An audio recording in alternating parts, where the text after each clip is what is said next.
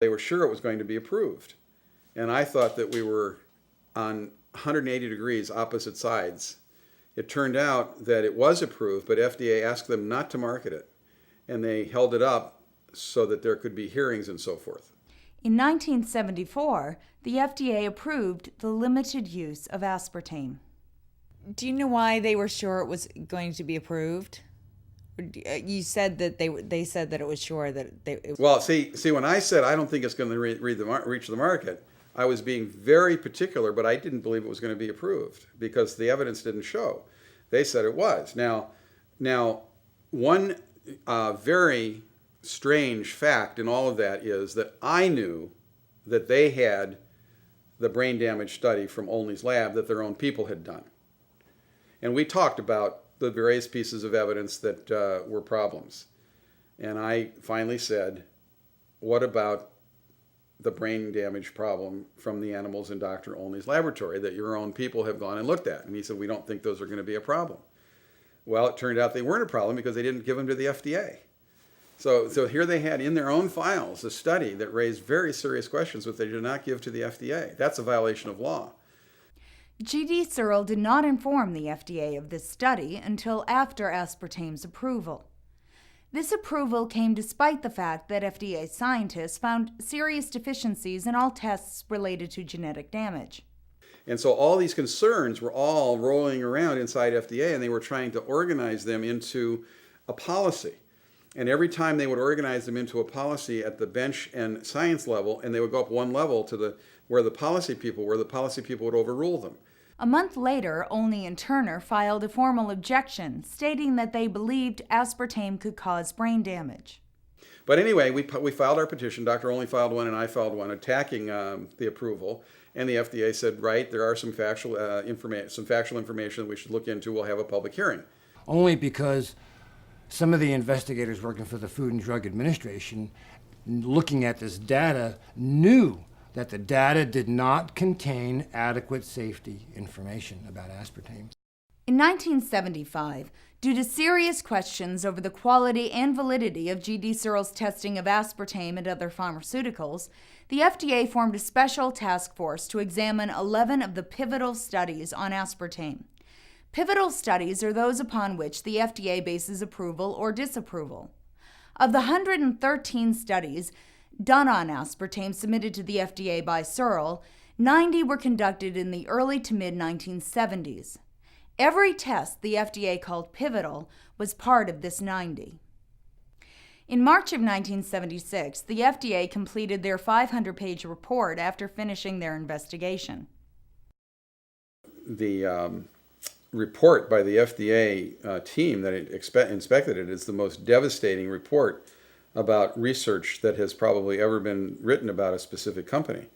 And that led to a series of hearings in Congress and came up with a $12 million appropriation to FDA to enforce good laboratory practices. But what happened is there's a policy resolution, but NutraSweet and Searle got bypassed in the sense that they took this all over here and said, look at this terrible thing that's going on. There were a couple others that were going on at the same time.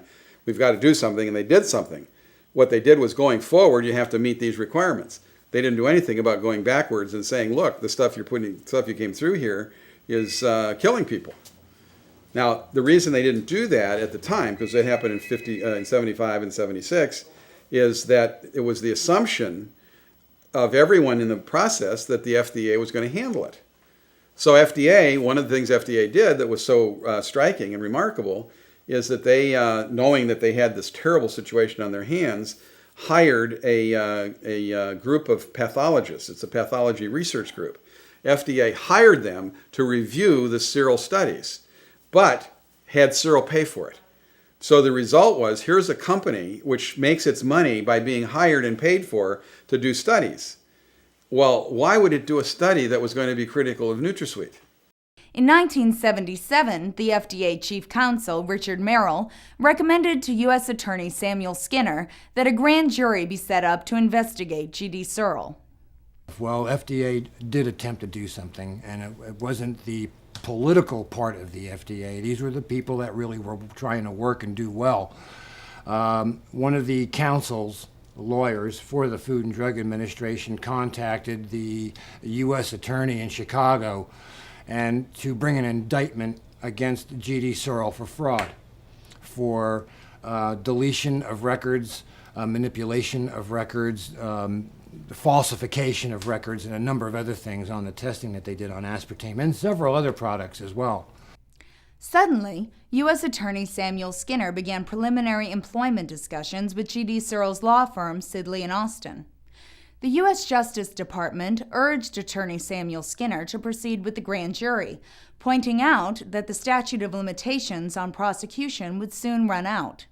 Samuel Skinner withdrew from the G.D. Searle case, and Assistant U.S. Attorney William Conlin was assigned to the grand jury investigation. Shortly afterwards, Samuel Skinner left his job to work for G.D. Searle's law firm. The assistant he left behind let the statute of limitations run out on the aspartame charges. This assistant, William Conlin, was hired 15 months later by G.D. Searle's law firm, Sidley and Austin. The common denominator for all of this, unfortunately, is money. And the amount of money that was flashed around induced people to drop the lawsuit against G.D. Searle and come work for the very firm that they were going to try for illegal activity. And that's what happened with the U.S. Attorney. That's what happened with several people working for the Food and Drug Administration at that time. If they passed aspartame, literally, they were promised great jobs when they finished with FDA. And it was interesting, the main guy that made the decisions that overruled them in the Bureau of Foods went on to work for the Soft Drink Association. And actually 7 of the key people that made decisions that kept NutraSweet moving through the process ended up working for one or another NutraSweet using industry. That's kind of an interesting side effect to the whole thing. I like to do well at things. It's important to me that if you're given an assignment that you try to do it the best you can. I'm afraid that some people confuse that with some sort of single-mindedness on my part. Donald Rumsfeld went into the company after he left Washington, after Ford lost, and that would be in 1977.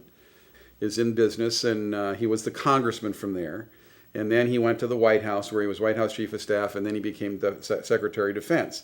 And he's involved in a whole group of people around Chicago that are, they're involved in a whole range of things, national security being one of them. He was also part of the RAND Corporation, one of the major defense think tanks. He's a very bright guy, like in the best and the brightest, the kind of people that brought us Vietnam. These are people who believe that thinking is the primary way that you get through life. Having values, feelings, and so forth, they denigrate. So he took over this company, and it was going down the tubes completely. It had FDA investigations. It had grand jury investigations. It was losing money. Its stock was down. A person was hired to come in and explain why the FDA was so down on them, and went through all of their records and said, "You guys haven't got a chance. This company is a mess, a total mess." And he went in with a full team of politicians. He went in with himself, a politician.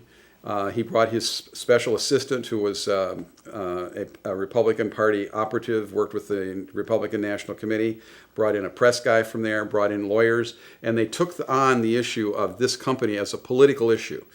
And one of the first things that not first, but somewhere in that first year, it was late in the year, he called me and said, "Let's have a meeting." So I went and I met with him. We flew into the Madison Hotel and we met and we talked. And my point was that the struggle that was going on around NutraSweet was a scientific struggle. We needed to know the scientific answers. And this was before the Public Court of Inquiry had ruled. We needed to know the answers. So why don't we, the people who were raising all of the questions about NutraSweet and the company, together create a set of protocols that we would agree address the serious questions that needed to be looked at to decide whether or not it should be marketed. So we had this meeting. And for about 6 months, his staff and I and our group negotiated out how we could proceed on this. His own scientists didn't want to do it.